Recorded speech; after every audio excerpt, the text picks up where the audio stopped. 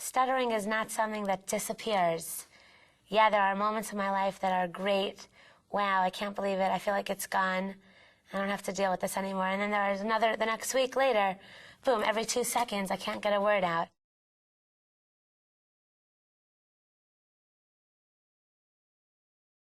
Even if I noticed that I was stuttering more, sometimes I still didn't do anything about it. It's a school down in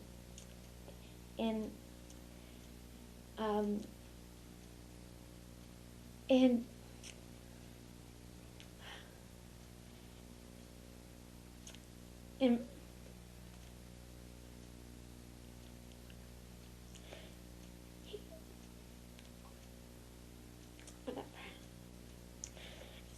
It's so hard for me, like, at this age, like, to have this as, like, you know, like an obstacle. The first day of school, the teacher always asks, everybody go around the room, I want you to say your name, what you did this past summer, all that. So I remember, like, I would build up in my mind how many more people are in front of me till it's my turn. So scary. Oh my gosh, I'm next. Oh my gosh, now it's me. And like, I would build it up so much, this fear, and finally it was my turn, and like, I couldn't get any words out. The teacher couldn't understand because it had never happened before. And I just remember that feeling of being so embarrassed and everyone wondering what was wrong. I just got up out of my seat and I ran out of the room. I felt like an idiot. Like, oh my gosh, they think I forgot my name. That's what they think. They think I forgot my name, Of course I didn't forget my name. It's right here, it's coming up, and then it gets stuck in your throat, So the teacher, of course, came running after me, and I told her, I was crying hysterically, and I told the teacher that, I have a problem, and I can't, it's not really, of course I did my homework, I couldn't say it. She told me that she had some kind of a disfluency when she was a kid. She knows exactly how I feel. And it made me feel so much calmer the rest of the year. Knowing that she knew about it, it wasn't as scary for me.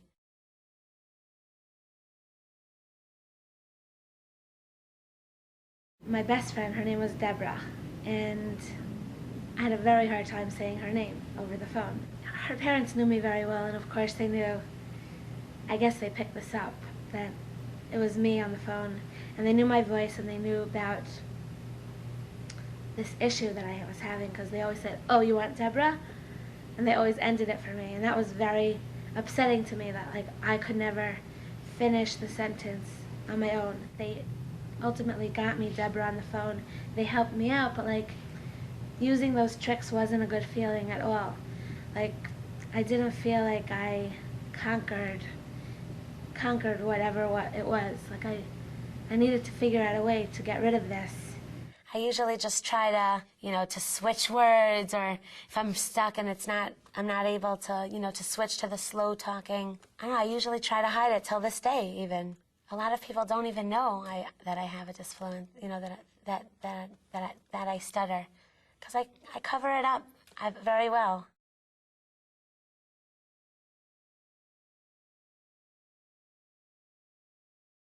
I don't think anyone in my family ever pushed me to go to speech therapy.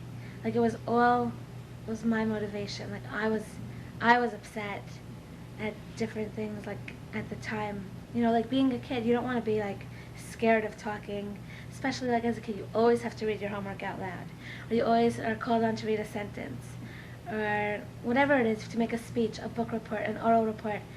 As a kid in elementary school, it's so important to have that ability. I was never I never became quiet or shy because of this. I didn't want to let this take over my personality. That's that's one thing I would never let that happen.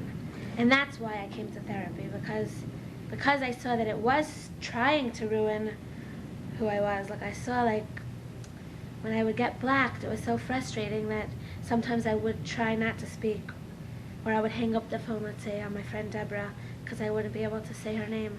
I saw that it was starting to really take over my life. That's when I came. In the beginning, I felt this is crazy, talking slow, what is this practicing, sitting still.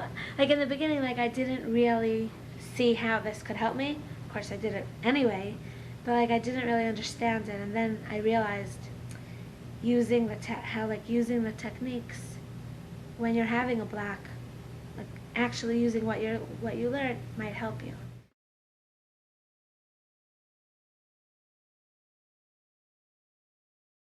I can't believe it. Like I'm an adult and I have this still. Like you know, like I thought like people say, oh, you grow out of this, or it'll just go away. You know, like I couldn't believe that I had to work so hard with this again. I thought I tackled this problem already, and here it is just popping into my life again. It's very hard to live with it. You go on an interview, you make a phone call, you just want to say your name and it can't come out. It's very frustrating.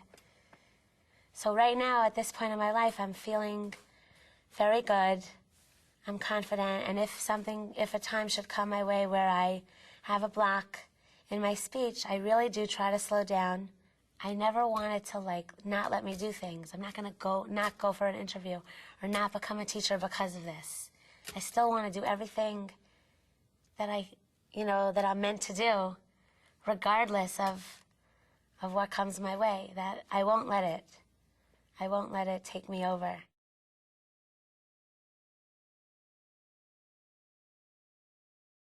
Stuttering comes in, it comes, in waves. Some weeks are better than others. Sometimes in your life are better than others. You shouldn't let it get you down, even though it does get you down. So I don't know if what I'm saying is really true. It does make you very depressed. If you're having a really horrible week or a horrible day or even a horrible hour.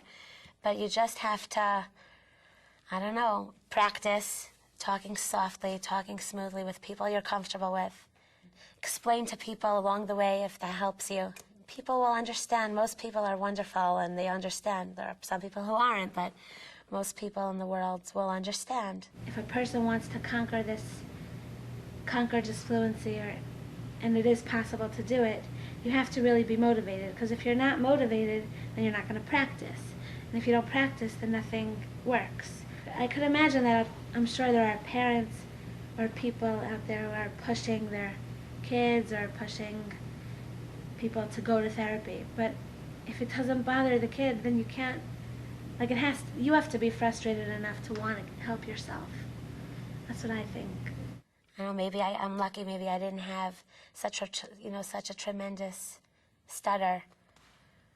Other people who have it much harder, maybe it is a lot harder for them to, go out and do everything they want to do in their life. But I just that's one thing I have to say. I never want to. It's not like it's a part of my past. I'm going to struggle with it my whole life. Right now, it's good for me. Right now, I'm not stuttering all the time. But it doesn't mean that it won't come back. It can come back any minute. It's just the way it is. If the world would be more patient and just wait and listen, it would make the stutterer, myself, and all other people out there a lot more able to get our words out and feel better about ourselves.